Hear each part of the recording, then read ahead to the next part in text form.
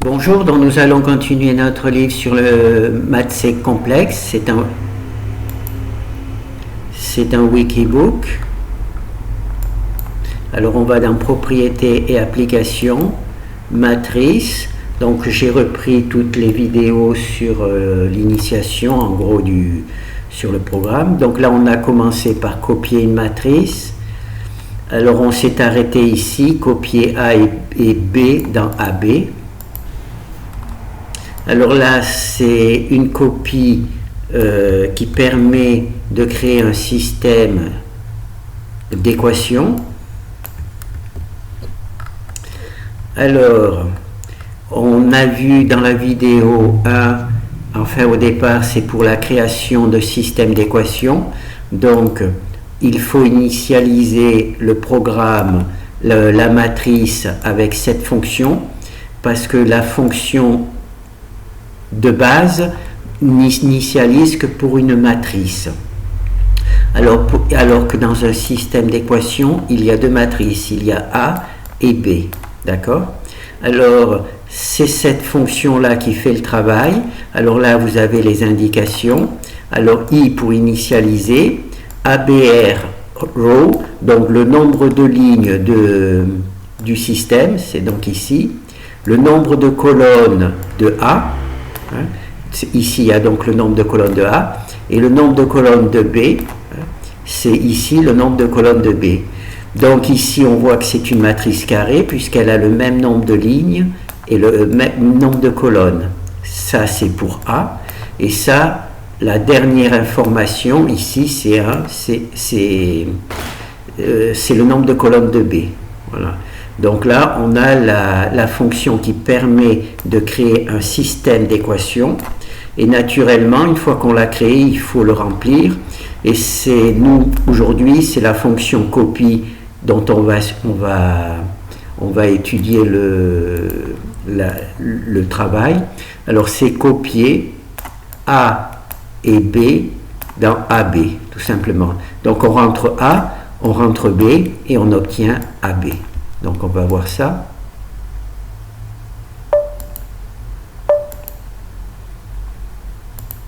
Alors on a notre matrice A, on a notre matrice B, et naturellement, quand on utilise la fonction copier A et B dans AB, eh bien, on obtient le système d'équations.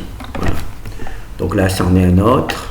Là, on a toujours A, on a toujours B, et on a AB.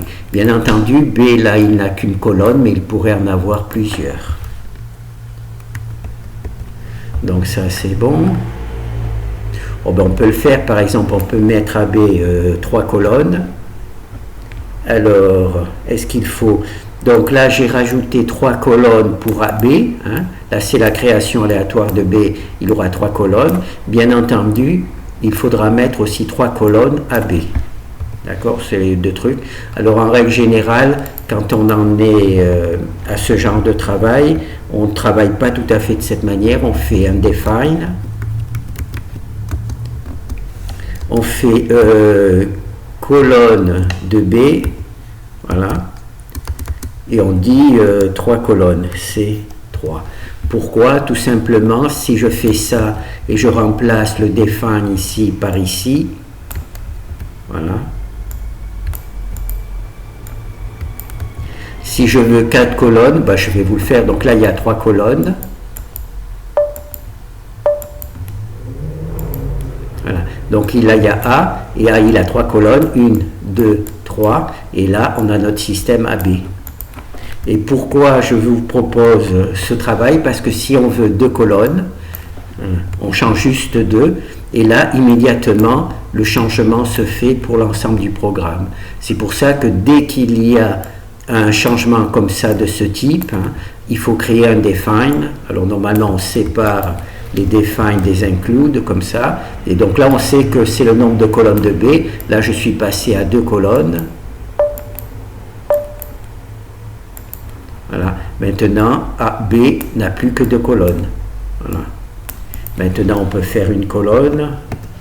Voilà.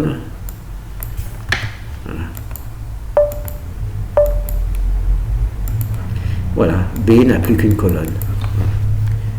Bon, ben là c'est bon, donc on a vu la fonction. Hein. Donc la fonction, si vous voulez créer un système, il faut absolument utiliser cette fonction-là.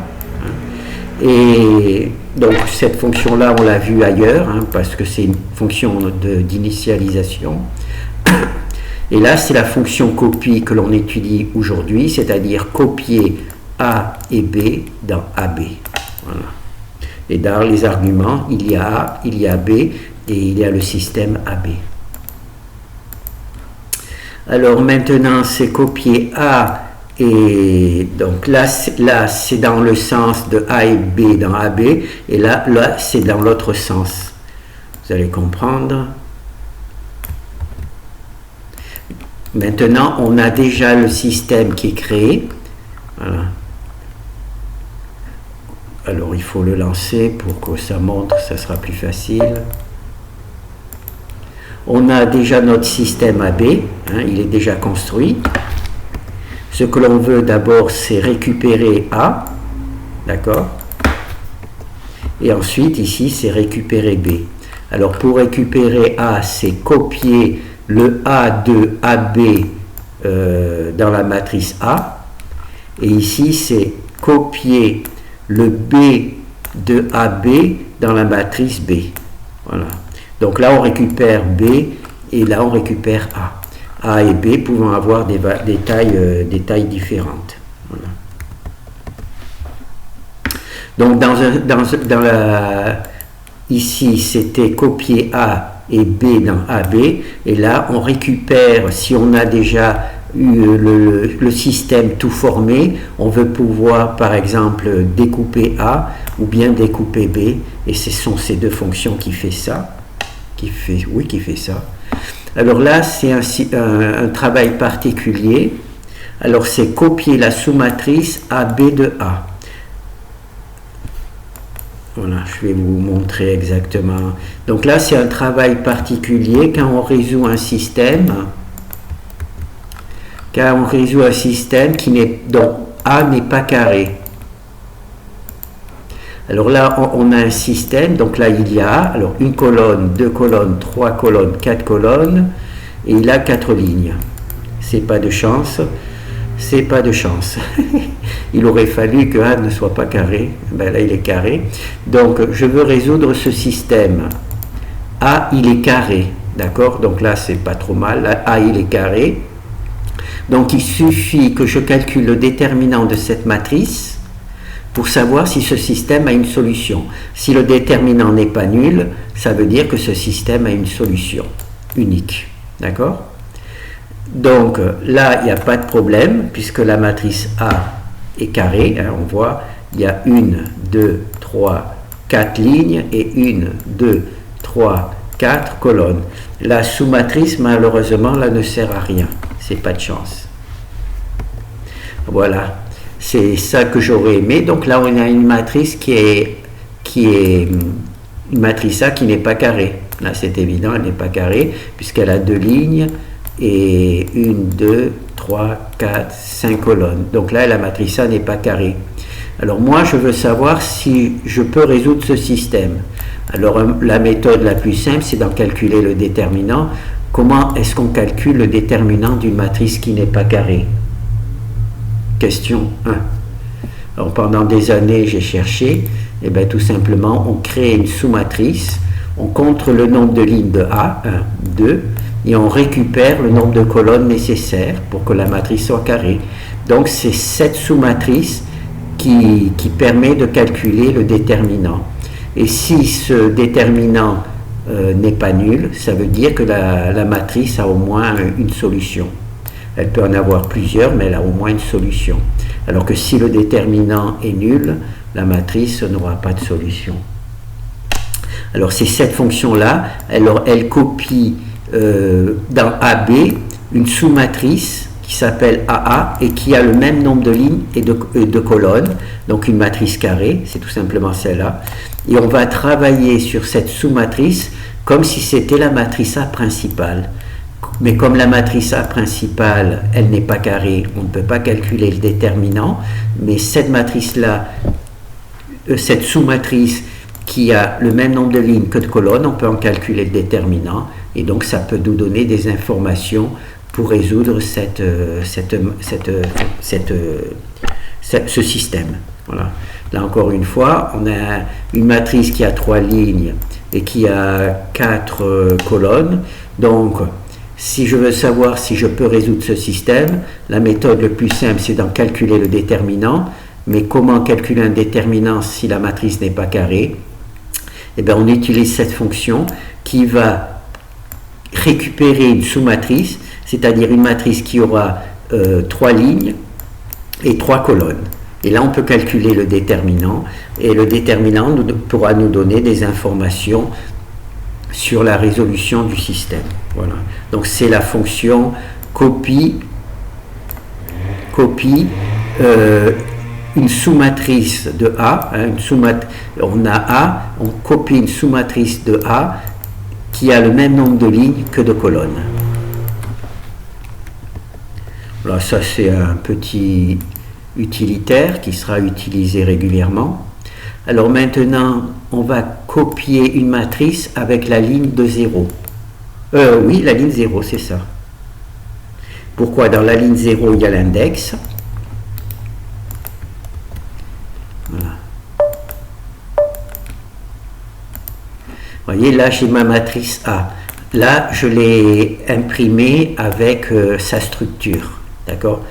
Je l'ai imprimée ici avec sa structure. La structure a été présentée dans la première vidéo, je crois. Donc là, c'est la structure. Alors là, on se rend compte que là, j'ai pas de chance. Ah, par contre, non, c'est bon. Là, on voit que les index sont dans le bon ordre. 1, 2 et 3. Là, j'utilise cette fonction swap colonne, donc qui échange de colonnes. Donc, on a échangé ici la colonne 1 et 2. Donc, la colonne 1 et 2. D'accord? Maintenant, je vais copier la matrice A dans B. Mais si je ne copie pas la ligne 0, je vais perdre les index, le bon ordre des index. D'accord? Alors là, dans A, il y a eu un changement de colonne, et dans B, qui est une copie de A, on voit aussi qu'il y a le changement de colonne. Par exemple, maintenant, on va changer. Alors, copie, on va supprimer cette partie-là. Donc là, on va simplement copier la matrice A dans B. Voilà. Donc là, il y a A. Là, on a fait un changement de colonne. On a changé la colonne 1 et 2. Donc ça se voit ici par rapport à l'index. Ici, il y a 1 et 2. Et maintenant, vous voyez, alors que j'ai bien copié A dans B, on peut regarder, ce sont les bonnes valeurs. Le problème, c'est que je n'ai pas utilisé cette fonction. J'ai utilisé cette fonction qui se contente de copier les matrices. Et là, on se rend compte que les index ne correspondent pas, l'index de B ne correspond pas à celui de A. Pourquoi? Parce que je n'ai pas utilisé cette fonction-là, j'ai utilisé juste la fonction copie. Donc maintenant, je remets la fonction normale. Ah ben là, je suis allé trop loin. Ah non, c'est bon, je remets la fonction normale.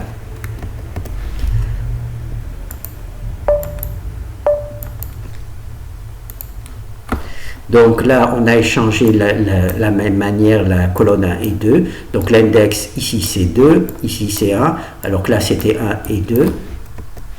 Et maintenant, on a bien 2 et 1, exactement comme A, 2 et 1.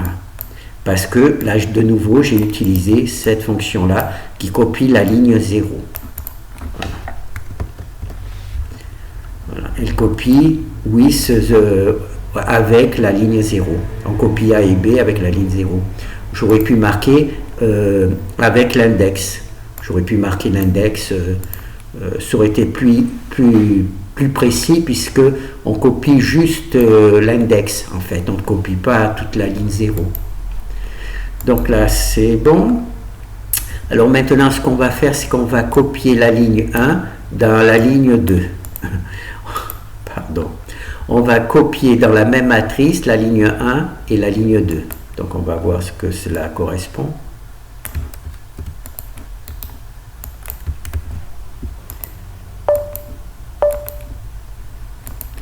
Donc là, on a une matrice A, et là, j'ai copié R1 de A dans R2. Donc il y a R1, c'était ici. Là, il y a la deuxième ligne, c'est cette valeur-là, et maintenant la ligne 1 et la ligne 2 ont les mêmes valeurs. Ça permet tout simplement de créer des matrices singulières, puisqu'elles ont deux lignes identiques. D'accord? Donc là, on copie A et 2. Donc là, on copie aussi R1 dans R2. Donc là, R1, c'est cette valeur-là. On la copie dans R2. Et on a les mêmes valeurs. Donc ça, c'est bon. Alors là, on copie R1 dans R2. Et là, qu'est-ce qu'on fait? On copie A.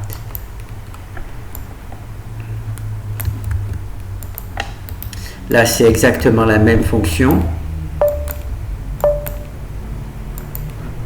On copie exactement de la même manière. On a copié R1 dans R2. Donc là, il y a A. Là, il y a, comment ça s'appelle? Là, on voit la valeur R1. Là, on voit la valeur R2. Ces deux lignes sont différentes. Là, on voit la valeur R1. Et là, on voit que ces deux lignes sont identiques. Simplement, R1 a été multiplié par 10. On a simplement multiplié par 10 avant de copier R1 dans R2. Alors, pourquoi je fais ça? Parce que si je veux avoir des matrices singulières, donc si je fais comme précédemment, je me contente juste de copier une ligne dans l'autre, ça se voit trop. D'accord?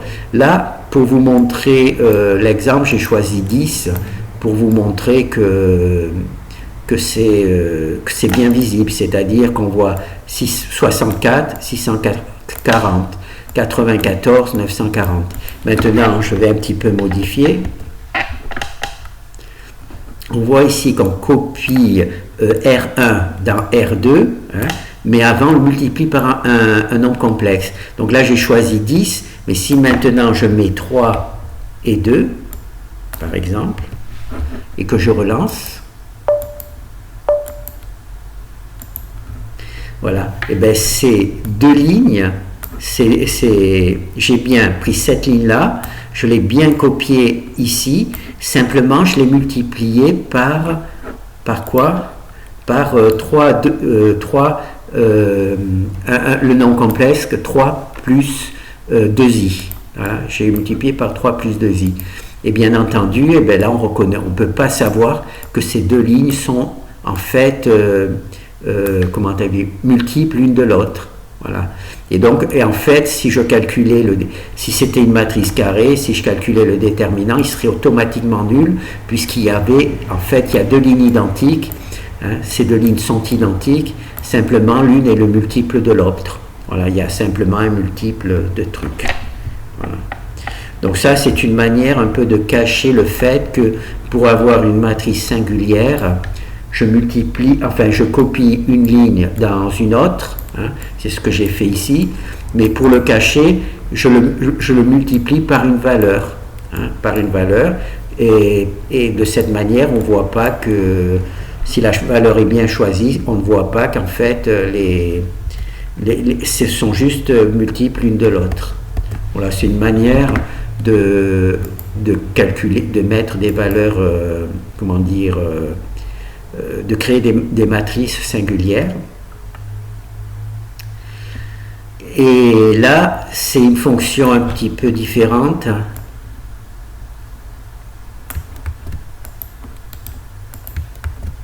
Cette fois-ci, on va copier n lignes de A dans B. Donc là, on a A, d'accord? On veut copier ici 3 lignes de A dans AB, donc les 3 premières lignes, ici, on les copie dans AB. Ça peut arriver, par exemple, on résout un système, d'accord? Ici, on a une ligne de 0, d'accord? Donc on va copier juste les lignes qui ne sont pas nulles, donc on les copie ici, et naturellement, cette valeur-là, eh bien, on fait une matrice de 3 lignes au lieu de 4, d'accord? Donc, supposons que ceci est un système, d'accord? une fois qu'on a résolu, on se rend compte que les 3 premières lignes sont des nombres, hein, avec des index 1, 1, 1, mais que la dernière ligne est nulle. Donc ça ne sert à rien de garder une ligne nulle. Donc on peut copier avec cette fonction, copier n lignes. Hein. Donc là, on va copier 3 lignes de AB, c'est-à-dire qu'on va copier les 3 lignes qui ne sont pas nulles, on les copie dans B. Il suffit que B soit une matrice avec juste 3 lignes. Voilà, c'est un travail, voilà. Je vais regarder, non, il n'y a rien de particulier. Voilà, donc ça, c'est une fonction encore qui permet de manipuler des lignes d'une matrice. Alors là, c'est copier une matrice diagonale dans une matrice colonne. Alors, copier une matrice diagonale dans une matrice colonne, tout sélectionné. Alors, quand on calcule les valeurs propres, quand on calcule, bon, je vais essayer d'avoir une matrice un peu plus grande. Voilà. Quand on calcule les valeurs propres d'une matrice, on va se rendre compte que l'on obtient les solutions sur une diagonale, matrice diagonale. Bon, une matrice diagonale, il y a des zéros, ça prend beaucoup de place. Alors, ce qu'on peut faire, c'est copier les valeurs qui sont sur la diagonale dans un vecteur. Voilà. On a simplement copié, alors c'est copier une matrice diagonale dans un vecteur. Voilà, la matrice diagonale et le vecteur. Ça permet de prendre moins de place, ça permet de mieux vérifier, parce que c'est vrai que là c'est difficile à lire, et là c'est plus facile. Voilà. Donc ça c'est le... Voilà. Ah ben on arrive au dernier. Alors cette fois-ci c'est copier l'inverse. Donc là on va calculer l'inverse d'une matrice avec Gauss-Jordan.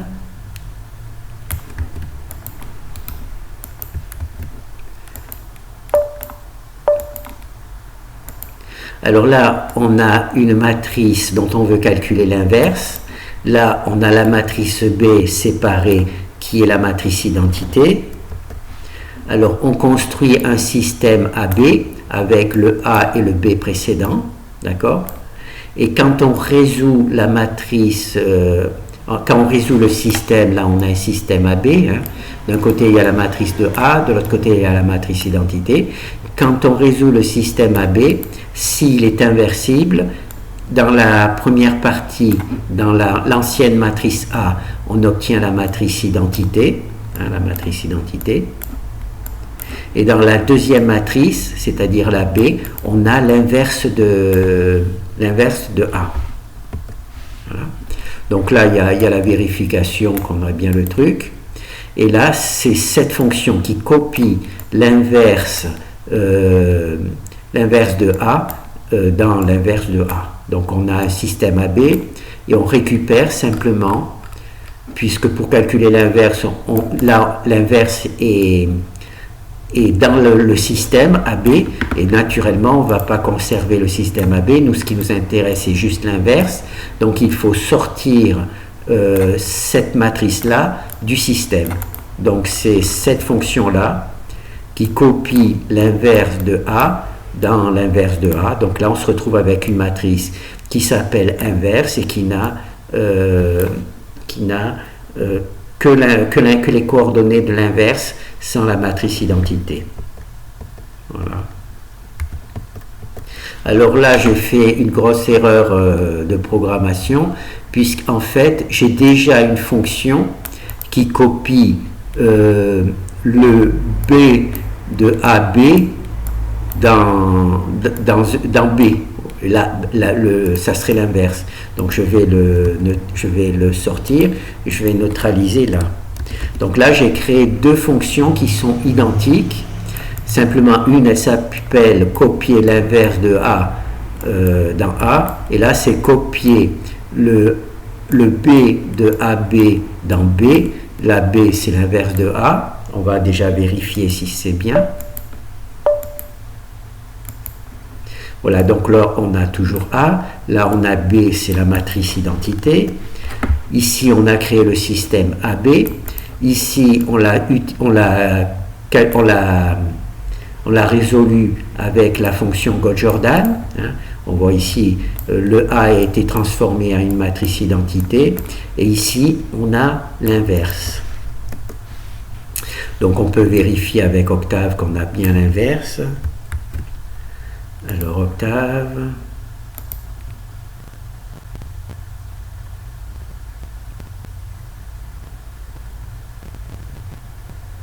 Ça fait du bien le silence. Hein. Ah, j'aime bien le silence. Alors, donc là, on a la solution. Voilà, donc là, on a les valeurs. Hein. On voit 34, 27, 13, voilà, on a les mêmes valeurs. Et là, 30, 12, 15, 30, 12, 15. Voilà, on a les mêmes valeurs. Et là, au lieu d'utiliser cette fonction-là, je vais fermer celui-là.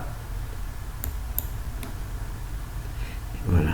Au lieu d'utiliser, j'ai utilisé la fonction qui fait ce travail. Simplement, j'ai voulu matérialiser le fait qu'on récupère l'inverse en créant une fonction identique à celle-là, mais dans laquelle je donne l'information que c'est l'inverse. Alors, je ne sais pas. Personnellement, je pense que c'est une erreur. Hein. Bon, pour la lecture du code, c'est vrai que c'est plus intéressant parce qu'on dit copier l'inverse, copier l'inverse de A, de AB dans l'inverse de A, alors que là, c'est juste copier le B de AB, hein, copier le B de AB dans ici, et on ne sait pas que c'est l'inverse. Alors là, je ne sais pas la logique. Ça dépend de vous. Moi, personnellement, je ne conserverai que cette fonction.